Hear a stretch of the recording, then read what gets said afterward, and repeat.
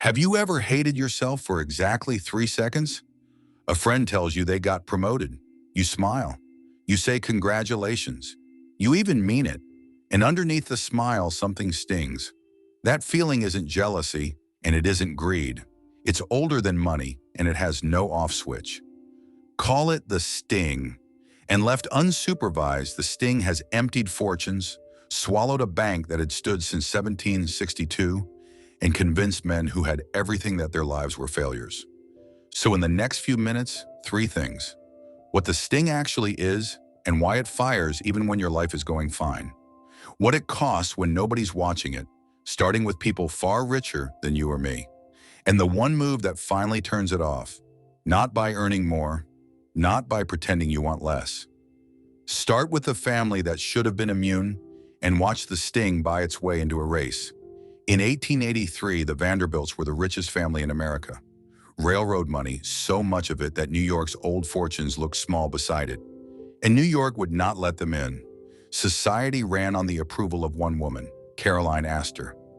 And Mrs. Astor had never once called on the Vanderbilts. No visit meant no invitations.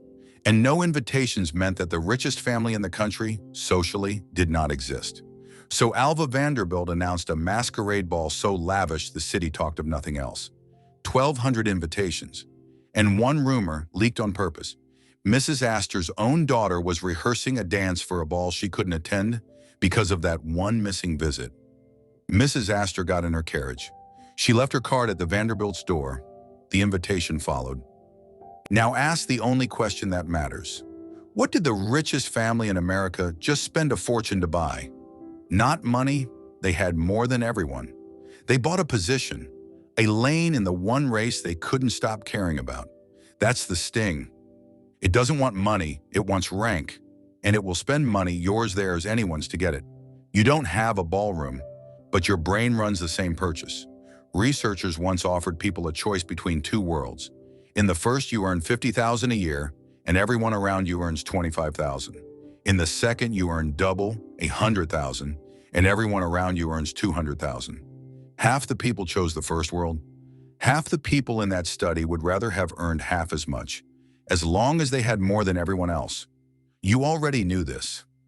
You have never once felt rich alone in a room. You feel rich at the reunion, or poor at the reunion, depending entirely on who showed up. The sting tells you you're behind. The race tells you who you're behind, and your brain never stops running one. For most of human history, rank was the survival system. In a world where you'd only ever know 100 people, your standing decided your food, your protection, your future. The people who tracked their position obsessively lived and handed you their wiring. Medieval laws even spelled it out. Who could wear silk? Who could wear fur? Who could wear purple? Rank was everything, and everyone knew it. Your wiring didn't change. The crowd did. Your ancestors raced 100 people they could see. You race a feed, the best edited lives of more strangers than any human was built to know. Selected precisely because they're ahead of you. You never signed up for that race. The sting signed you up anyway. And if you think the sting only bothers ordinary people, watch what it does to the winners. The Vanderbilts bought their way into the race. Jesse Livermore couldn't find his way out of it. Livermore was the greatest trader of his era.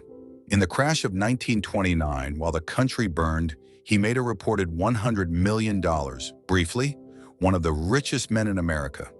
He had also gone broke 3 times before, and each time the fortune returned, what he felt wasn't relief, it was re-entry. So when his last fortune collapsed and the game moved on without him, he wrote that his life had been a failure. In 1940, in the cloakroom of a Manhattan hotel, he ended it. A man who made 4 fortunes called his life a failure.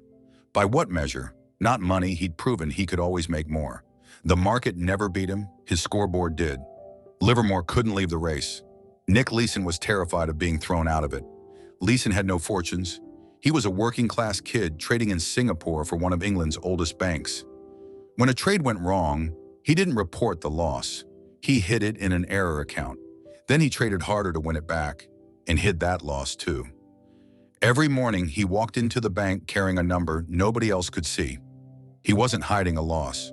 He was hiding the sting. By the time the account came due, the hole was bigger than the bank.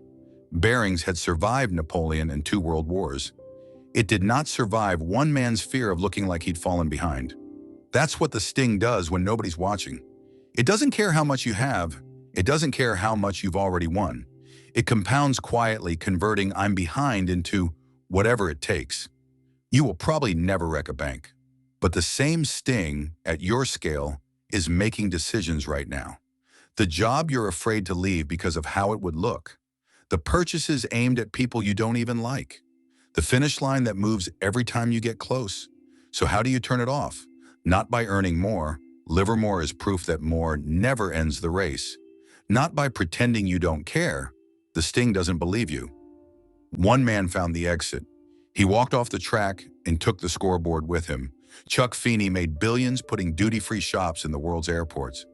Then he spent the rest of his life giving nearly all of it away, and for 15 years, no one even knew. He flew economy. He wore a $10 watch. Everyone gets Feeney wrong. He wasn't a saint who stopped keeping score. By every account, he was one of the most competitive men alive. He simply changed what the score measured, how much good his money could do, while he was still alive to steer it. On that track, he wasn't behind anyone on earth. Livermore changed his fortune. Feeney changed the scoreboard. Same wiring, same sting. Aimed this time at a race he chose.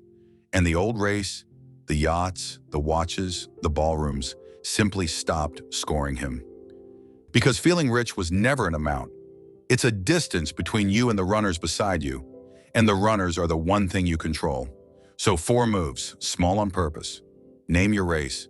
Write down the people whose good news stings. You chose none of them. Fire the strangers.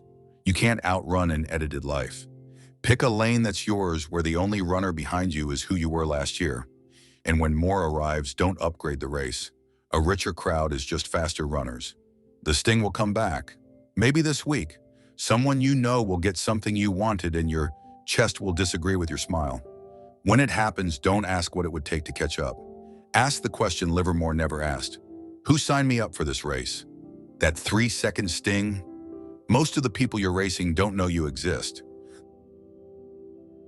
The richest people in history weren't the ones who won the race. They were the ones who realized they didn't have to run it. That's the richer self. One warning before you go. Even if you choose your race, even if you're winning it, your brain has one more trick left. Each time you get close, it quietly redraws where "made it" begins. Why it does that and how to draw a line it can't move. That's the next episode. Tonight, write down the first name in your notes or right there in the comments, just one. And if you want the next question, subscribe. The richer self works the way wealth does, one honest question at a time.